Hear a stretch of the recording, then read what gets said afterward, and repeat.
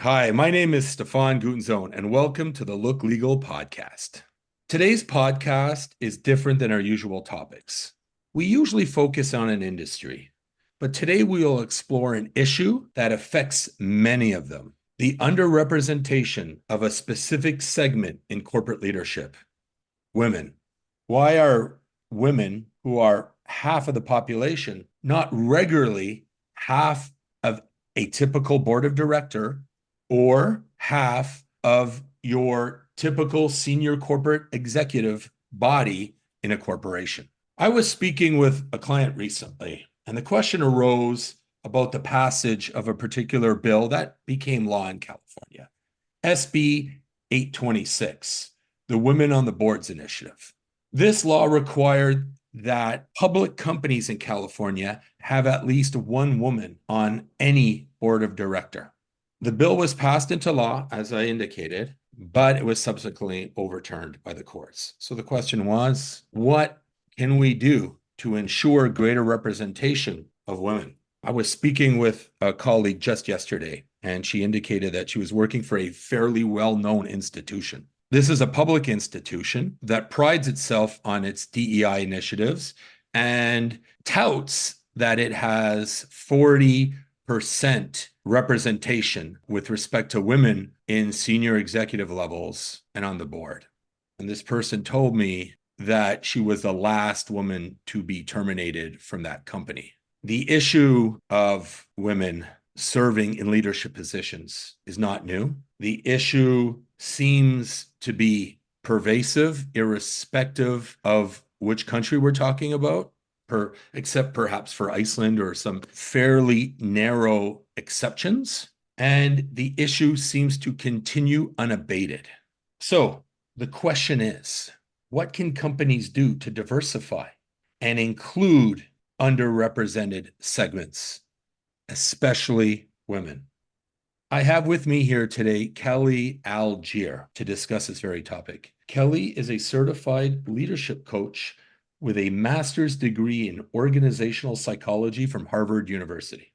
Over the past 20 years, she has held leadership positions in 2 Fortune 500 companies, a top management consulting firm, and a tech startup.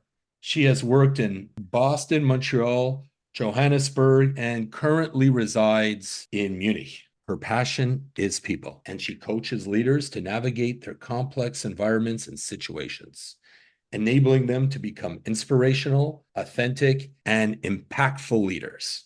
Welcome to the podcast, Kelly. Oh, thank you so much, Stefan. Geez, I actually kind of feel exhausted after you read my resume. But yes, you summarized it very nicely. Thank you for having me here. Yeah, I wanted to bring you on because you've had the opportunity to study this issue, not just from an academic perspective, but also from a professional perspective. You have Mhm. your own insights, having worked in large institutional entities. Mm. And I would assume you've gained incredible insight into the issues facing women trying to move up the corporate ladder. So I want to begin with a few basic questions. Could you define C-suite for our audience? Well, actually, I think the easiest definition of C-suite are those people that are making decisions that are affecting employees and customers and society at scale. Oh, I see. So that's a bit broader than just anybody with a title that has chief in it. So your definition's a little more functional. It's very functional because I mean, you can have a company of 300 that has a CEO and a C-suite of 5 people, and you can have a company of 200,000 that has a C-level as well. So we just have to make the distinction of company size. From your perspective, what is it like to be a female senior executive who's seeking to be promoted to the C-suite? And say we're not talking about someone who is entering the workforce, but someone who has worked their way through management and perhaps is just like 1 or 2 degrees away from the C-suite. They're right there. They're just about at the point of entry. What is it like for them right now? Wow, great question and a loaded one. I'd say that my experience to answer this question comes from coaching women and really understanding the challenges that they face. It's a complex topic, what we're talking about, Stefan, because it has to do with leadership, gender, and biases. It's a very complex topic. So I'm going to rely on the framing of barriers that women face. I'm going to rely on one of the books that I liked called Creating Gender Inclusive Organizations. And management literature showed barriers of three type. One is the discrimination view, right? That women are discriminated against by policies and procedures. The other is the preference perspective as a barrier that we're held back. Well, actually, that we simply have different interests and values that different from men. So that would include the perspective that maybe at one point we don't want to climb the organizational ladder. The third perspective is the work family view, and we can't ignore that is a barrier potentially holding women back, is that many of us still are responsible for 80%, in fact, statistically, of the domestic and family household responsibilities. And I'm going to add to this that this is even more complex, because what about society and how society sets us up for success and society's definition of what a leader is? And research still shows, and the evidence still shows, that we as a society still have a male archetype in our mind as leader. So we still define a leader as male. Do you feel that there is one perspective that dominates? If I think about coaching women that have made it that far up the corporate ladder, I feel it's the leadership topic that we still define leadership as male with the following characteristics: bold, assertive, sometimes charismatic, sometimes narcissistic. And these characteristics show up more often than men. And it's a kind of an overconfidence that you would see at that level in the organization. And I know that from a research perspective, those are not typically characteristics that women have. We are more inclusive in our leadership and have a different style. So I think what I'm coming to slowly is the double bind that you may have heard of, that there's an expectation that we're kind and nice, but at the same time, leaders at that level are expected to be dominant and assertive, and that creates a tension in women. So and I feel that tension when I'm coaching them. They bring that to the table quite often, especially when it comes to organizational transformation. Would a possible solution be to encourage or to coach women to be bold, to be assertive, to be narcissistic and overconfident? Is that a solution? No, that's definitely not a solution. Women shouldn't be changing. In fact, research shows that we have great leadership qualities: emotional intelligence, the ability to build teams.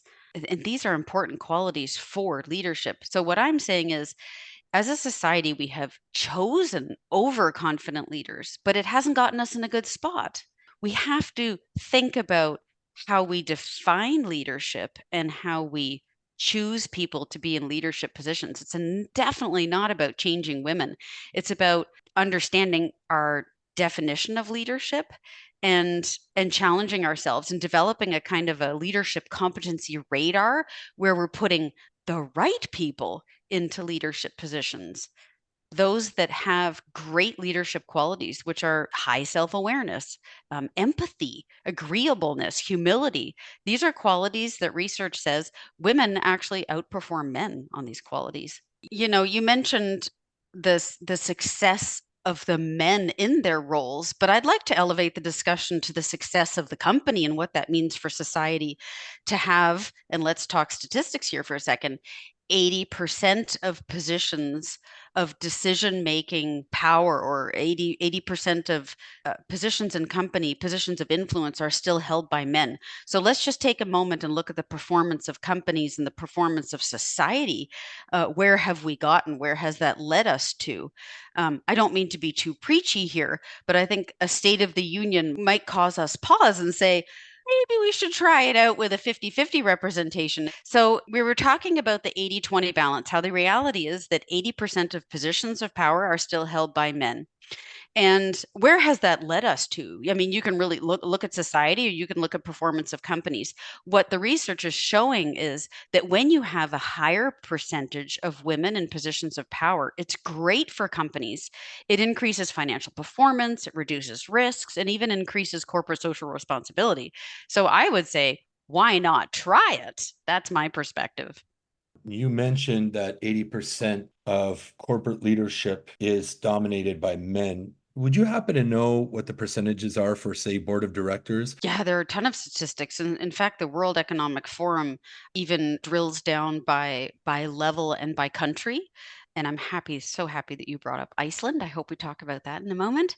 Yes, I believe the current statistic is if we look at CEOs of Fortune 500s, less than 5% are women. And when I quote the statistic that less than 20% of positions are held by women at the senior level, I'm talking about board, C level, and C-1, so senior VPs.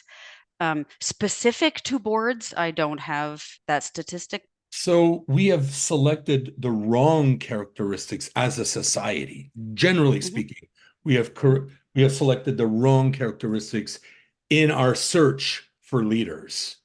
Yeah. And what you're saying is we need to come up with a new standard. You referred to the leadership competency radar. Could you explain that a little bit more? Yeah, that's a really important topic. So instead of questioning, and we've been questioning for so many years, why are there so few women in positions of power? And positions of power, I remain with my definition, those in decision-making positions, the top of a public sector or private sector. Instead of asking why there are so few women, why don't we start asking why are there so many men? And that's where I come to the conclusion, along with organizational psychologist Toma Chamado Premijic. How did we get here? Why are there so many men? And if we look at how we're choosing our leaders and how these leaders behave, I come back to the adjectives: bold, assertive, sometimes narcissistic. There are statistics around how many people in top positions have narcissistic personality disorder. How did these people get there? Well, they were promoted there. So we're choosing leaders based on the wrong qualities. And companies have lots of statistics that show that it's not only is there questionable financial performance when women are underrepresented, but there are lots of statistics that show 75% of employees quit because of their boss, or 85% of employees report stress and anxiety because of their boss. I think we're doing leadership wrong. And that's why we need a different kind of radar to be able to define what is good leadership. That's what I'd love to question. What is good leadership? This is really interesting because I think about a number of our clients who are smaller businesses that have grown. The leadership comprises of the founders. So it's not people who've worked their way up through charisma or self-promotion, but people who have built their own businesses and they're now the president of their own company. But what they need to do is bring in talent. And it's a question of how they identify talent. And all they know is what they did. And it sounds like, from what I understand, is they have to understand, or they have to be able to identify those characteristics which will help exploit their company to its fullest potential. Mhm. So the Exactly. question, yeah, so the question is, what is this? What are these traits and characteristics that comprise this leadership competency that make up this radar that you're talking about? Is is it the you mentioned EQ? Is it identifying people who can manage people? Is that what we're talking about in terms of EQ? Yeah. So here I would like to bring the topic of Brene Brown's work on authentic leadership. Brene Brown, a social psychologist, has done a lot of research, very recent research, answering the question, what is good leadership? What is good leadership? And yes, it's those characteristics, those qualities that I just listed: high self awareness, emotional intelligence, managing others, being agreeable, having humility, being vulnerable, having integrity, being able to connect with others, even being coach-like as a leader. So these are qualities that we need to develop a radar for because they're showing up as being effective in the long term and in motivating people and getting teams to reach their goals. I see. And this would be in addition to the classical characteristics that we're looking for, such as subject matter mastery, or perhaps the basic skill of a leader being able to select their own talent when they know that they don't have the particular skill set, bringing Hmm. in the talent underneath where they're lacking, right? That would be your basic core. And we're discussing here are those additional missing elements. Is that correct? Or am I misinterpreting it? Yeah, no, and I really like the topic that you just brought up, bringing in people that, have competencies. A good leader hires people that are more competent than they are in certain areas. And what does that take? That takes humility. That takes Oh, self-awareness. that's true. That's These are really important qualities. And yeah, great leaders have that ability. the state of the globe with respect to representation or underrepresentation of women in corporate leadership. I would assume that it's worse for women who are also members of visible minorities. Yeah, absolutely. So that topic has been researched and it's called intersectionality. So there's lots of understanding now about how not only gender plays a role in leadership or our work lives, but also our race, our socioeconomic demographics, our education. That's called intersectionality. It's an even more complex topic, but absolutely, that's you're really touching on some big topics today, Stefan.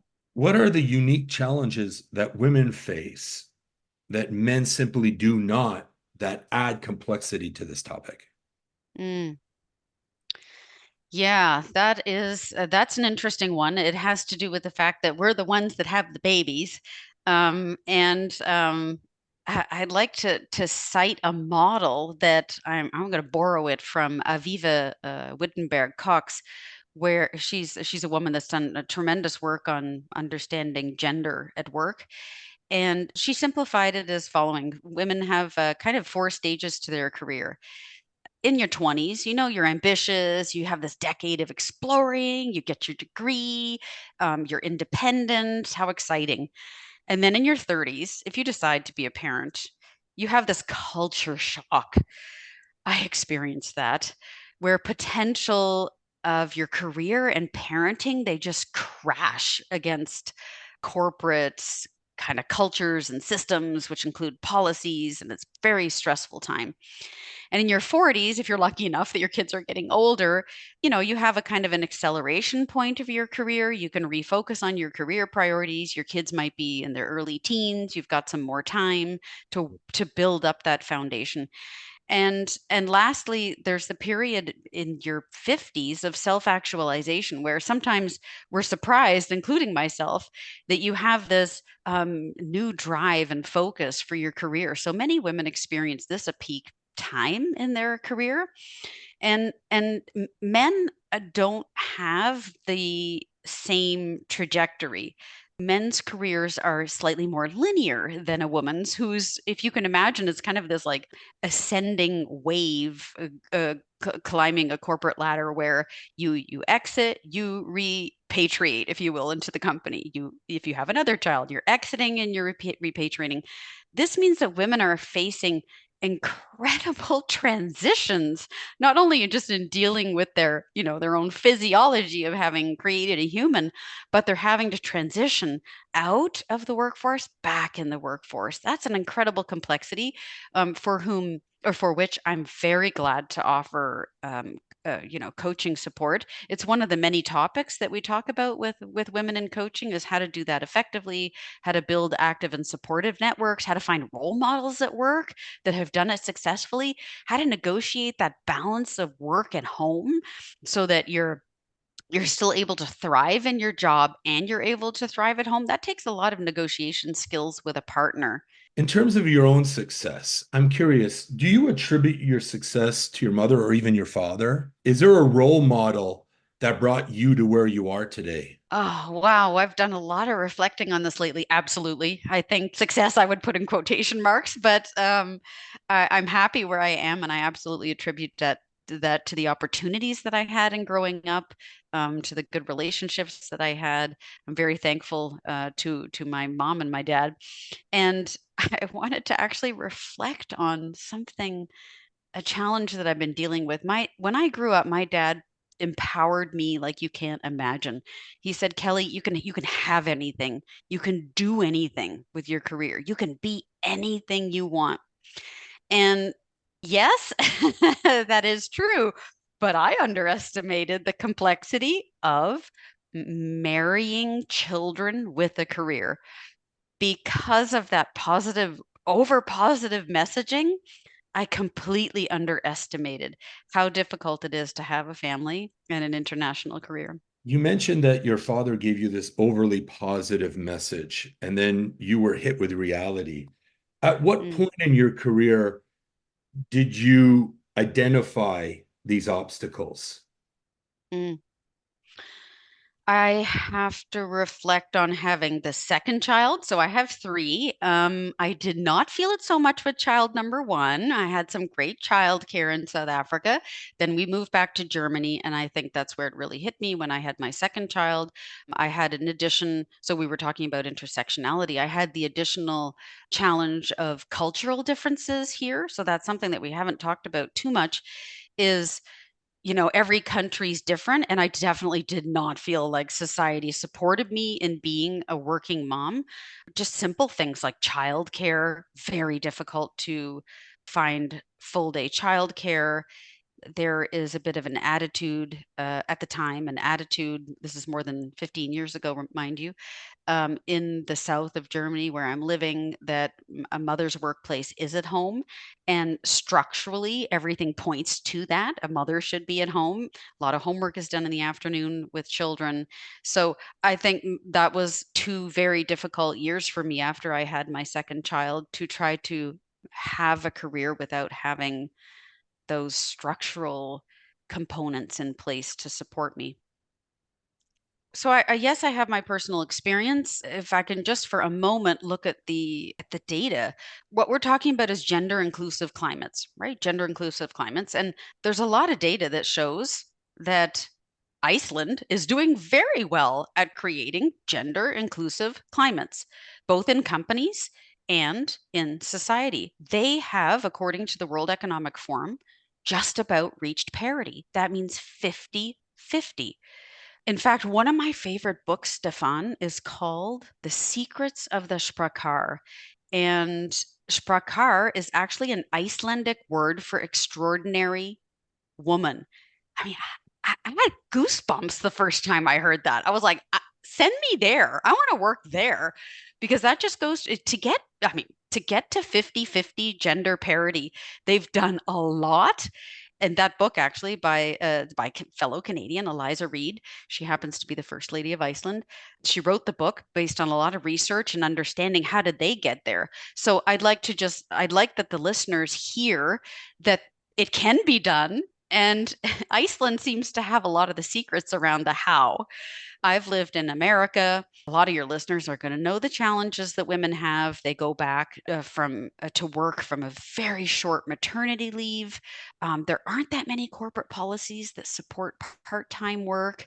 It's quite phenomenal that for a developed country, the system, if you will, makes it so difficult for women to have a career and a family. Canada does a tiny little bit better, and it's a work in progress. But I wanted to mention that Iceland, for me, is the absolute bar of of gender parity. Because Iceland has achieved such parity, are you aware of what that means in terms of its industry or commerce? Yeah, I mean, the data shows that it's been great for companies' economic performance, and it makes happy people, happy, thriving people. I want to ask you a very personal question. Can you share an example of a situation where you were faced with a blatant case of gender bias that you overcame? It's not maybe as blatant as what our listeners might like to hear, but I can absolutely give you an example. I think that's the challenge in discrimination and bias is that it's not blatant. So I was working in the leadership team of a tech startup, and I just felt like my voice wasn't heard. That's the best way to describe it, and I could only put it in those words years after I left. I felt my voice is not being heard. Why is that? And for me, it was such a subtle, it shows up so subtly. It shows up in being interrupted. If you're sitting in, let's say, in a decision making circle and you're being interrupted repeatedly, or your ideas are being hijacked, or you're you're being ignored, or you get an eye roll. I at the time I thought, I mean, my goodness, it must be me. It must be my performance. And we're going to talk on the I'm pretty sure you're going to ask me something about skills, but I was really um very hurt by the situation. And yeah, I see now that very much gender bias played a role, because of how I was showing up. And my takeaway is I learned a heck of a lot. I educated myself on women's behaviors at work, and now I help women to find their voice and to recognize these patterns of what might be happening that they didn't shine a flashlight on until now. I've heard those same comments throughout my entire career as well. I'm not surprised by what you're saying. What is your opinion of the pervasiveness of sexual harassment in women trying to achieve corporate leadership positions? I'm never shocked when I hear the anecdotes of women saying, my boss is coming on to me at the bar late at night after we've had a meeting. Um, because I believe the statistics are 9 out of 10 women have experienced sexual harassment in their lifetime. Why did you decide to start assisting women? I guess I didn't mention this in the introduction, but you do have a focus on female corporate executives. Yeah, how did I get here? You know, it was kind of selfish because I wasn't having fun. In working in male-dominated environments, I just wasn't having fun. And I had so many questions. Why is it like that? Why is it so difficult for women? Actually, that's the reason why, first of all, I got a degree in organizational psychology to be data driven about this and to answer some of these burning questions I have. Why is it so hard for us to have our voice? Why do we sometimes get ignored? What can we do about it? And and I just believe that women have so many strengths and bring so much to the table. I feel that underrepresentation means underleveraged. How do women enrich corporate leadership? You mentioned some of what they bring to the table that men don't have, but in a more generally speaking, Yeah. You know what? I sum it up as diversity of thought. uh, Just diversity of thought because of who we are, how we're socialized, what our values are, our needs are different. So having more women brings diversity of thought. How can that not be enriching to a dialogue, to a conversation, to an outcome?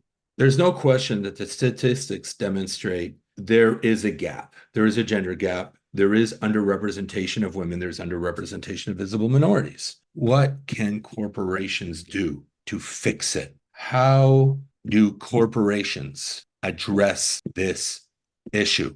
So I think we're coming back to the topic of how do corporations, if we put the onus on them, right? Because the onus, is on a lot of we talked about a lot of things. We talked about society and how we have to look at how we define leadership. But if we just look at the company, how do you create gender inclusive climate interventions, if you will? I think some of the obvious ones are practices and policies to prevent discrimination. So we're moving the needle there, right?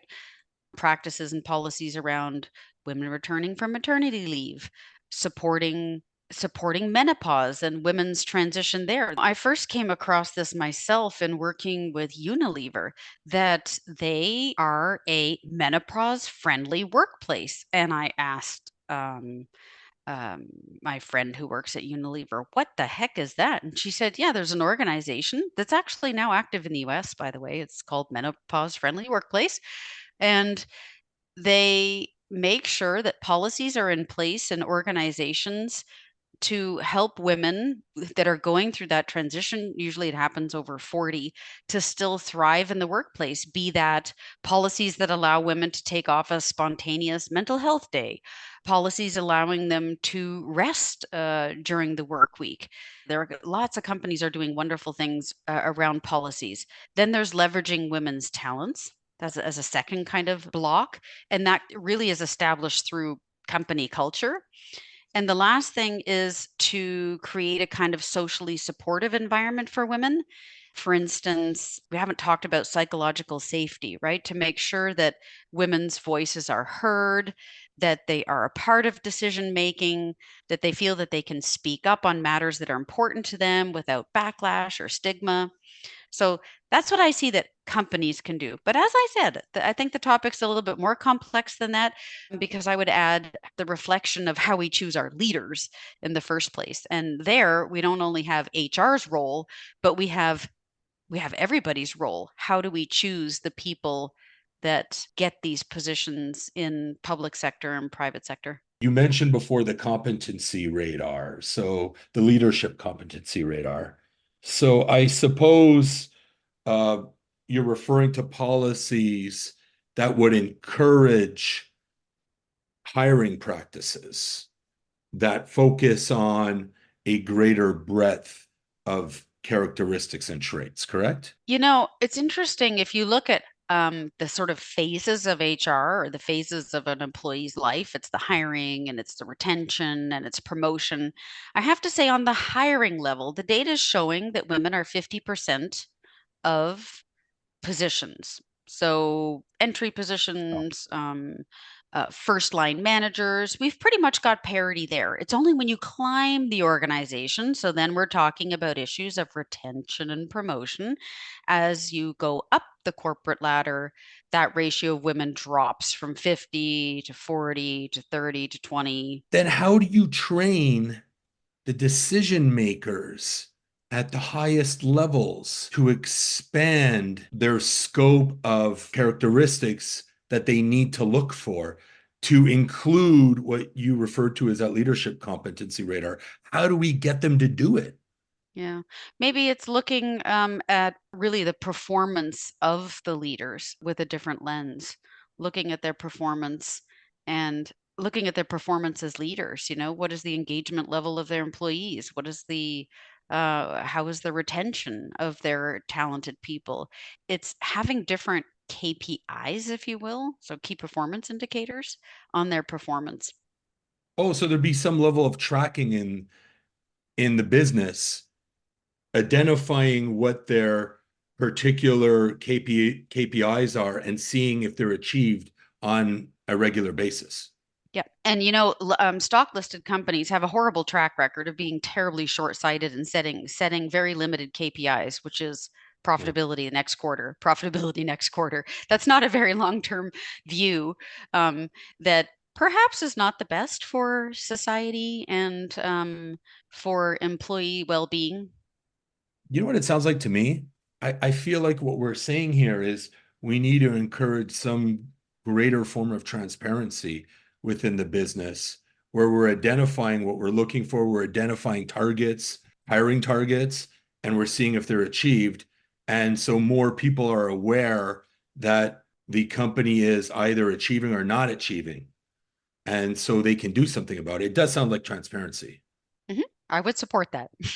There are two trends in HR and employment law in the last few years that have really taken hold, particularly in the United States. And I'm wondering if they at all encourage reducing the gender gap. And they are, first of all, unlimited holidays. Is this something that would improve the ability for women to work? I'm going to look at a little bit more micro level and say what does make a difference is flexible working hours.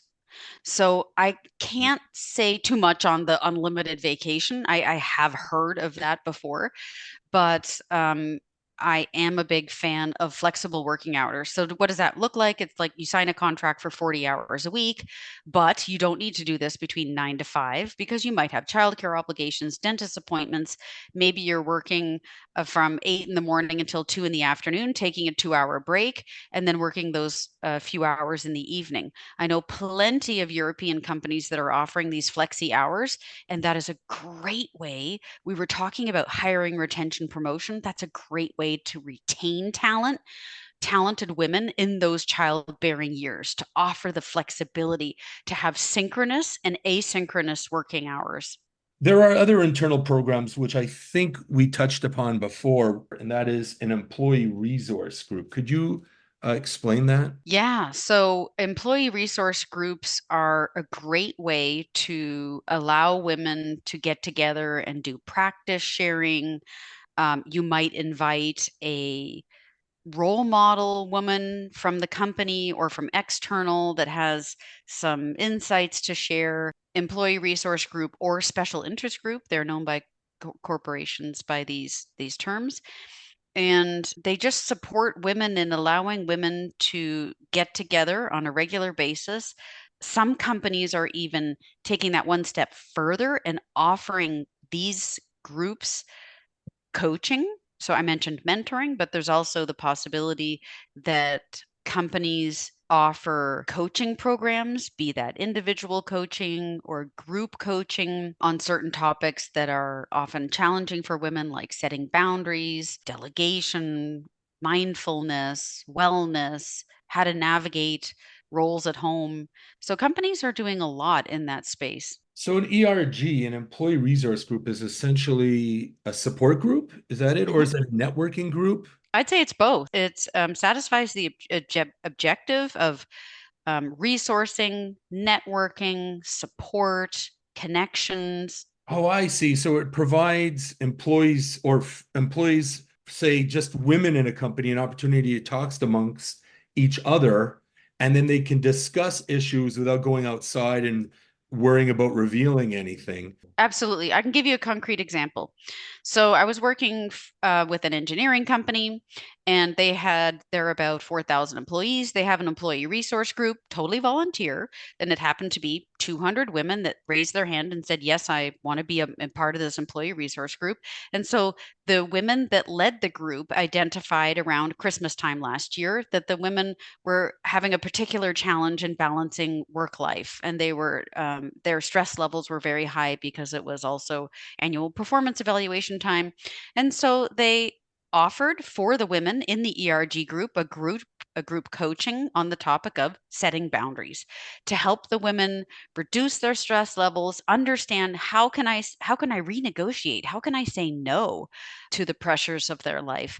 And so within that context, you can see that the employee resource group was about skill building. It offered skill building, networking, connections. Um, it fulfilled many objectives. We have run out of time. So thank you for your time. We were speaking with Kelly Algier, a sought after business coach who appears regularly on the lecture circuit. If you want to reach out to her, Kelly's email is kellyalgiercoaching@gmail.com. Thank you so much, Stefan. Thank you for having me. Thank you. Until next time, everyone.